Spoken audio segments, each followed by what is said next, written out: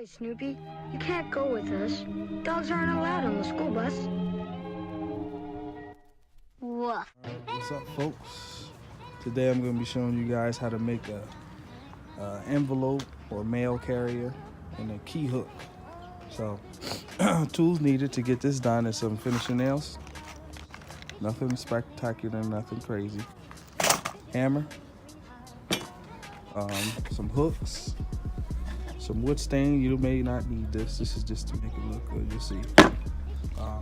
Saw and a square so that you can get your straight lines going on. So, also, don't forget about the wood. This is just scrap wood. This is actually 99 cents at Home Depot. And 1/4-inch plywood. All of this stuff costs about $18, $19 after taxes. So, yeah, we're gonna get this done. Like always, safety first. All right, the first thing you're gonna wanna go on and do is go ahead and square off. Get yourself a straight line of where you wanna cut. Standard mail size, I think, is about 9 inches or something like that. So I want mine just a little bit bigger. So go on and square it off so that you can get ready to go ahead and cut this 1/4-inch plywood. All right, next thing what you want to do is go on and make sure you got a safe working environment. No one around you, no kids or whatnot if you have any. And go on, cut. All right, next step, what you want to do is go on and measure approximately how big your board is going to be. And right now it's 15 inches.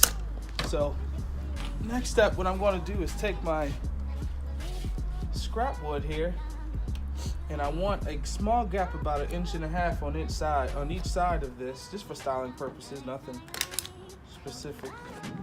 All right, so next step, what you're going to go on and do is get your scrap wood here and cut 6 1-foot pieces. All right, I got all 6 of my cuts. What will happen is after you finish cutting, you're gonna get a little bit of jagged edges on them. So what you wanna do is, if you don't have any sandpaper, go on and scrape some things on the cement. Use your head, scrape it on the cement. You ain't gotta pay for this. And I don't know, go on and get you a pretty clean edge on there. It won't be all rigid anymore. All right, next thing what you wanna do is cut yourself 2-inch wide, foot-long pieces from your 1/4-inch plywood. Now what that's going to do is prevent your mail from falling. Next, with the remaining part of your scrap wood, cut yourself out 6 approximately, let's see, all right, 1.5 inch pieces. And what that's going to do is going to give you some width so that your mail can sit in and you can have some, you can put more than 1 piece of mail in there.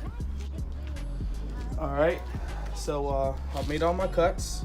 I miscalculated on these little notches. You're going to actually need 12 of those, 6 for the top and 6 for the bottom.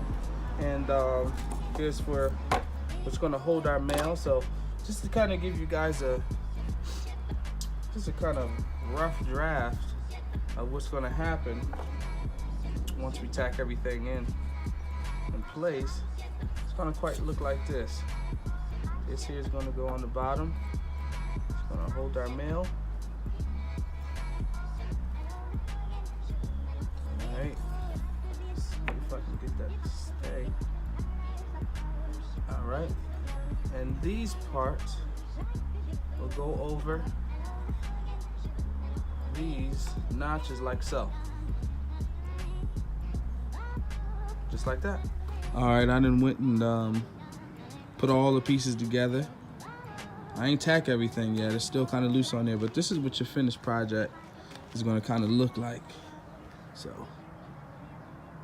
as you see, some sweet stuff for under $18.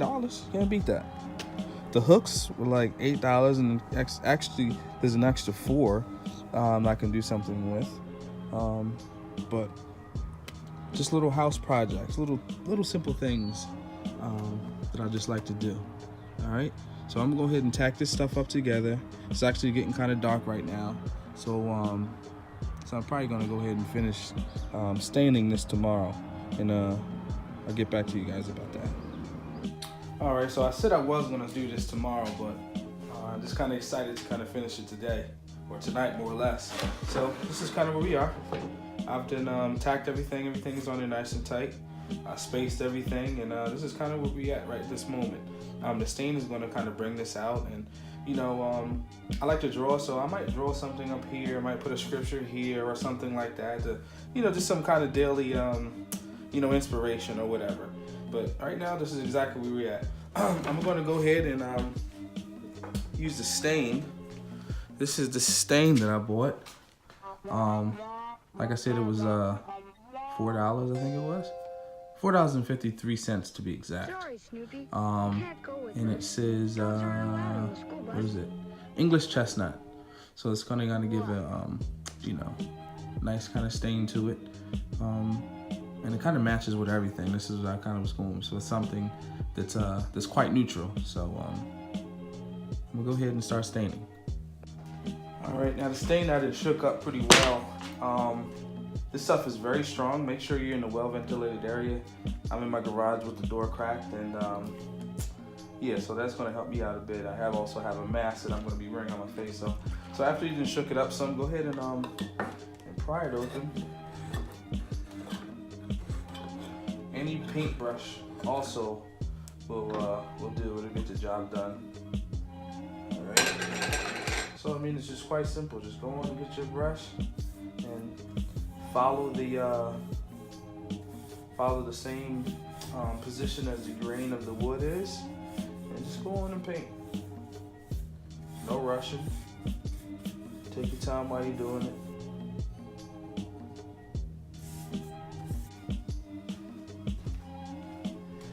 All right, this is what your finished product is gonna look like. It's not quite dried up yet, but yeah, man, you have your hooks down here. You can hang lanyards, keys, or whatever on it. Here's your 2 slots for your mail.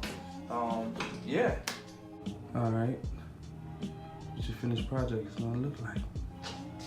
All right, you got some mail up here. These stickers here I got from Dollar Tree, or $1.